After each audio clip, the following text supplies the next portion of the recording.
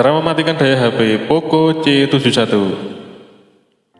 Oke teman-teman, di sini sudah ada HP-nya. Ini ketika saya tekan tombol power, tampilannya akan seperti ini. Dia nggak muncul teman-teman untuk pilihan untuk mematikan dayanya. Terus gimana untuk caranya? Caranya seperti ini teman-teman, kita kembali dulu. Lalu kita tekan tombol power dan volume atas secara bersamaan. Seperti ini, dia akan tampil.